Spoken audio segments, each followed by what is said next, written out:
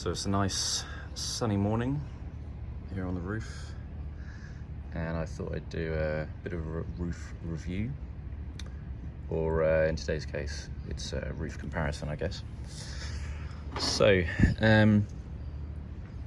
my latest two watch purchases were the Sea Dweller and Deepsea, and I thought, like I was, a lot of people will be kind of trying to decide, which one they should go for, bearing on the size, functionality and things like that. So here we go. Obviously the smaller one is the 2017 Sea Dweller. That's 43mm, and the Deepsea is the 44mm. Now, if you're holding that side by side, it's pretty hard to tell the difference. I mean, when I'm looking at this, the bezel on the Deepsea, I don't know if it's the way the sapphire glass is, but it almost looks like the bezel is thinner, or maybe it's the, that inside bit of writing where it says original gas escape valve. So in terms of, a front-on view, I don't think there's too much difference. Obviously there's, they're pretty unique in terms of the 2017 model has the red Sea Dweller, which a lot of people like. The Deepsea James Cameron has the, graduated kind of blue to black dial, with the green Deepsea, just, the same color as James Cameron's submarine that he took to Mariana Trench. So if you're looking straight on like this, you really can't tell much difference. The difference really is in the side. So you turn these side on, you can see this is quite a chunk. So, I mean, looking at the helium escape valves on both of those, you can see that the Deepsea is significantly thicker. I believe it's something like 17.5mm for the Deepsea. You can also see I've got those stickers on, protective stickers on that one, but not on the Deepsea. So there we have the side-on view. In terms of around the side here, so one of the models for the 2018 version was, changes for the 2018 version of the Deepsea was wider bracelets. So this, if you do end up going for the Deepsea, I would recommend not getting the first Mark 1, but getting the Mark 2, because it fits far better than the original version in terms of how it wears on the wrist and everything. So it's still hard to tell.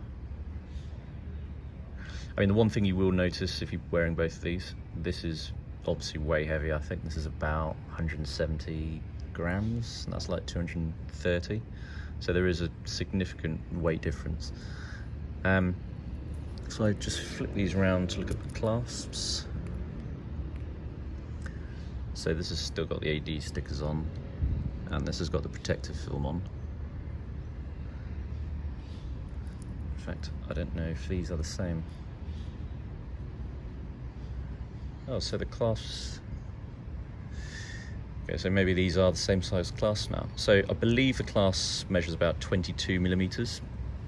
It used to be several millimeters smaller on the Mark 1 version.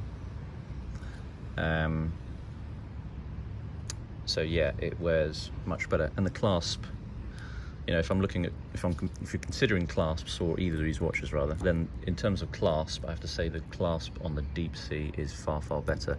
The fact it has this extra extender, it's incredible how this extender part just slides out, and you can you can adjust it while it's on your wrist, and it's amazing. It's brilliant not having to mess around with removing links and things like that. Obviously both of them, in terms of clasp, they both got the wetsuit extensions.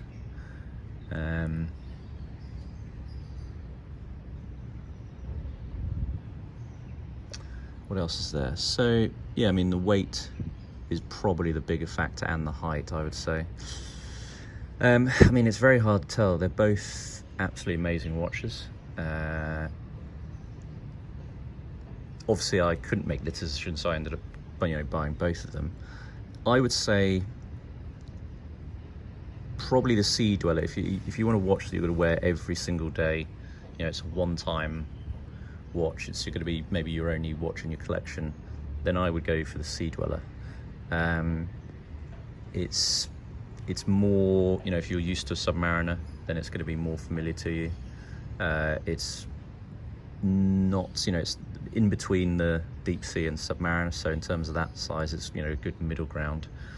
And, you know, it's still, you know, the face is amazing, and it's an amazing watch. If you're looking for a watch that maybe is a bit of a, I'm not going to say X factor, but, you know, something that's going to turn heads, and something that is going to be a real, you know, real conversation piece, then I would go for the Deepsea. You know, it's got that beautiful dial, it's chunky, it's hard not to miss it when someone's wearing it. Even in a short time, I've got quite a lot of comments and questions about it. So yeah, that would be my advice. If you're looking for like a piece you could put in rotation, not wear it every day, I'd say go for the Deepsea. If you're looking for maybe that one piece for your collection, and you don't have a Submariner, and you're debating what to get, I would say the Deepsea. The other benefit is, you know, if it's hard, if your AD isn't giving you that call saying we've got a piece coming, then at least in Singapore, a Submariner costs around $12,500 retail from your AD, but it's more than double that price if you want to buy on the grey market. The Sea Dweller is not double its own price. It retails around 15,000, but you can pick them up for around 21,000.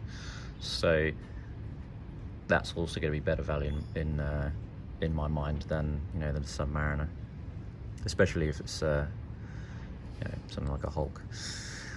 And I think that's pretty much it. If you have any other questions about each watch, what my thoughts are, and I haven't included these already, then let me know and I'll do my best to answer them.